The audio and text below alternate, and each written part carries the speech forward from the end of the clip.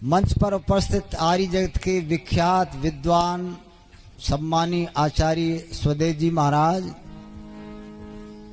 अन्य स्वामी जी महाराज, उपदेशक बंधु, धर्म प्रेमी बहनों, भाइयों, बालकों, साथियों, वेद की मर्यादा जब से छूट गई, देश का नाश हुआ, एक कथानक के रूप में कार्यक्रम सुनो। बहनों और भाइयों, महाभारत का युद्ध नहीं हुआ था। महाभारत की लड़ाई नहीं हुई थी जो लगभग 5000 वर्ष पहले हुई। उस युद्ध से पहले इस धरती पर अर्जुन, भीम, नकुल, सहदेव ये भी पैदा नहीं हुए थे तब, और इनके पिता भी पैदा नहीं हुए थे। इसी वंश में एक राजा हुआ था, जिस राजा का नाम था शांतनु। क्या नाम था? शांतनु। राजा अच्छे होते थे, धार्मिक होते थे, विद्वान होते थे, जनता बढ़िया होती थी। यथा राजा तथा प्रजा। राजा शांतनु बहनों और भाइयों एक दिन अपने नगर से घूमने के लिए अपनी प्रजा में निकला। राजा शांतनु घूमने के लिए जा रहा था। क्या देखता है? सामने से एक सुंदर किसी गरीब की लड़की, बहुत सुंदर किसी गरीब की लड़की नजर पड़ी। लड़की बहुत सुंदर थी। राजा की दृष्टि पड़ी तो राजा के मन में कुविचार पैदा हो गए, बुरे विचार। उसको देख करके आदमी किसी बात को सुन करके, किसी को देख करके पता नहीं कब बदल जाए। राजा की दृष्टि जब उस लड़की पर पड़ी जो सुंदर थी, और क्या सोचने लगा, ओहो ये मेरे महलों में रानी होनी चाहिए, मेरी रानी होनी चाहिए। ये पाप आ गया राजा के दिल में। दूसरे की बहन बेटी को देख करके ये विचार आने नहीं चाहिए, परंतु आ गए। विचारों से गिर गया। आदमी जाने कब गिर जाए, उसका कोई पता नहीं। राजा शांतनु सोचने लगा, ये लड़की मेरे घर में मेरी रानी पटरानी होनी चाहिए, पर हो तो हो कैसे? इसके बाप से मिलूं। उस लड़की का नाम था इतिहास में सत्यवती। ये कहानी नहीं कह रहा मैं, सत्य घटना है। सत्यवती नाम की लड़की के पिता से मिलने गया। उसका पिता मल्लाह था। केवट कहते, निषाद कहते, मल्ला कहते। उस तथा कथित जैसे बिरादरी उसका था। उससे जाकर के मिला और निसंकोच कहा, है भाई तुम अपनी पुत्री का मेरे साथ विवाह कर दो। मैं प्रार्थना करने आया हूं आपसे। एक गरीब व्यक्ति ने जब राजा की बात सुनी कि राजा क्या कहता है, राजा क्या कहता है, और राजन तुम ये क्या कहते हो आज? ये शोभा नहीं देता। तुम पिता हो और प्रजापुत्र होती है, प्रजापुत्र के समान होती है। तुम आज पिता होकर के इस प्रकार की बात मेरी पुत्री के लिए कहते हो, ये शोभा नहीं देता। राजा कहने लगा, चाहे शोभा दे या न दे, पर तू अपनी पुत्री का विवाह मेरे साथ कर दे। जब ये कहा तो बहनों और भाइयों, उस मल्लाह ने बहुत बढ़िया बात कही राजा से। ओ राजन सुन, सोच समझ के कहो कुंवर जी, और समझो बात इशारे की। मुझ निर्धन कंगाल की लड़की शोभा ना तेरे द्वारे की, शोभा ना तेरे द्वारे की। मुझ निर्धन कंगाल की लड़की शोभा ना तेरे द्वारे की। सोच समझ के कहो कुंवर जी, समझो बात इशारे की। मुझ निर्धन कंगाल की लड़की शोभा ना तेरे द्वारे की।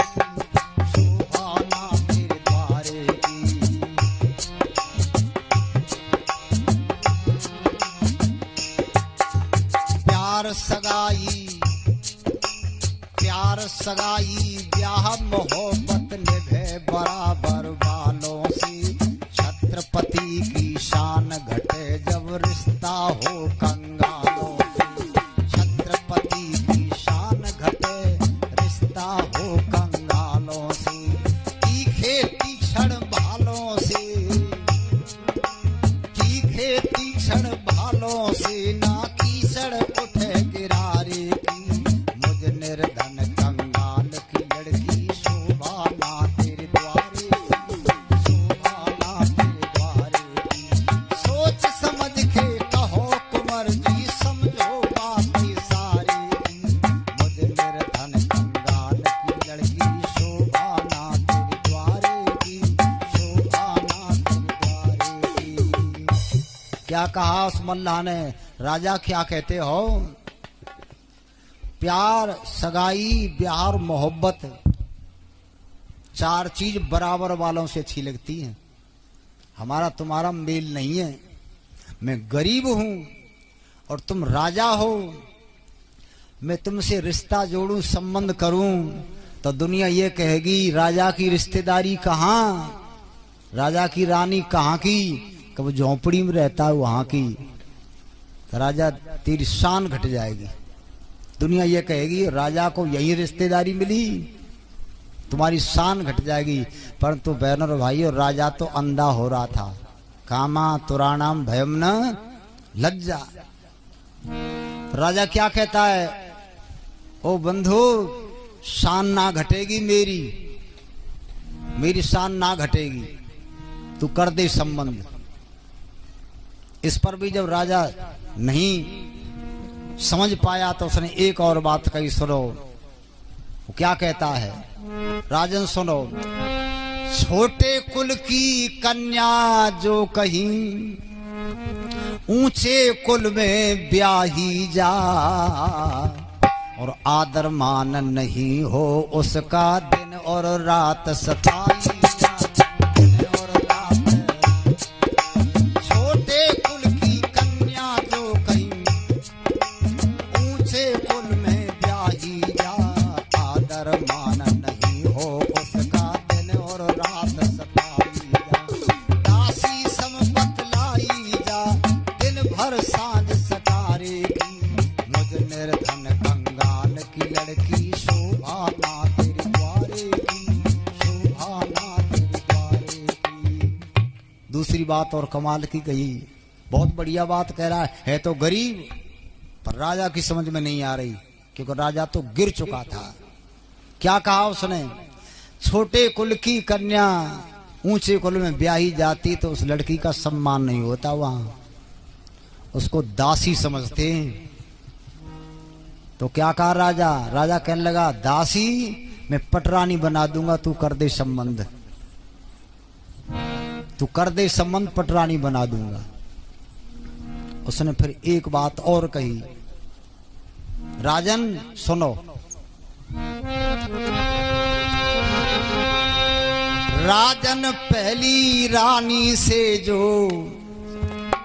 पुत्र देवव्रत बलधारी, और वही आपके राज काज का निश्चय होगा अधिकारी, निश्चय होगा अधिकारी।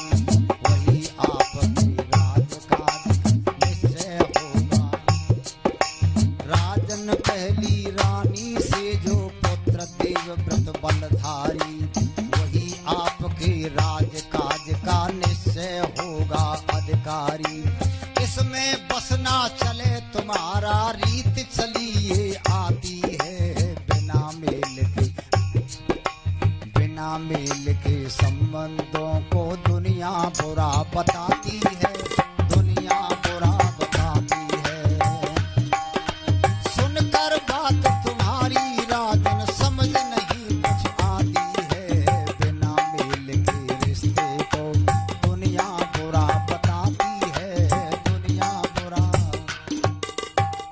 क्या कहा उस मुल्ला ने को? राजन सुन, मैं अपनी लड़की का संबंध कर दूं, तुम कहते पटरानी बना दूंगा, पर तुम्हारी पहली रानी से एक लड़का है, उस लड़के का नाम है देवव्रत।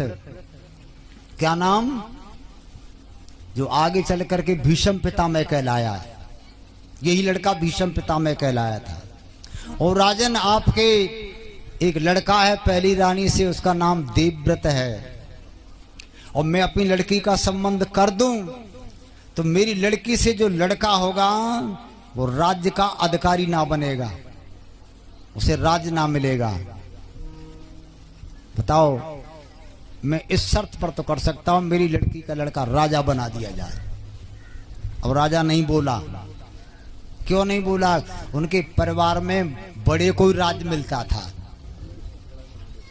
निराश होकर के राजा घर आया, घर बैठा है उदास। लड़का देवव्रत आ गया। देवव्रत ने कहा, पिताजी उदास क्यों? बेटा विवाह करना चाहता हूं। विवाह? फिर विवाह करना चाहता हूं और तू उसमें अड़चन है बीच में। मैं कैसे अड़चन? लड़का कहने लगा, मैं आपके विवाह में अड़चन कैसे? ऐसे, मैं जिससे विवाह करना चाहता हूं उसका बाप ये कहता है कि मेरी लड़की का लड़का राजा बना दिया जाए तो मैं लड़की का संबंध कर दूं। परंतु राजन, तुम्हारे परिवार में एक बड़ा लड़का है जिसका नाम देवव्रत है, वो राजा बनेगा। मेरी लड़की का लड़का राजा नहीं बनेगा, वो तो सेवक की तरह से रहेगा, इसलिए मैं संबंध ना करूं। बोल, तेरी क्या इच्छा है? लड़के ने क्या कहा, पिताजी विवाह कर लो और कह देना मैं राज्य नहीं लूंगा, राज्य उसी को दे देना, उसी के लड़के को राज्य दे देना। राजा खुश हो गया, बन गया काम, अब विवाह हो जाएगा, अब मुहूर्त सही है जी। राजा फिर आया और मल्ला से कहा कि तेरी लड़की के लड़के को राजा बना दूंगा, बड़ा लड़का राज्य नहीं लेगा, तू विवाह कर दे। मल्ला ने एक बात और कही, बड़ा चतुर था। राजन सुनो,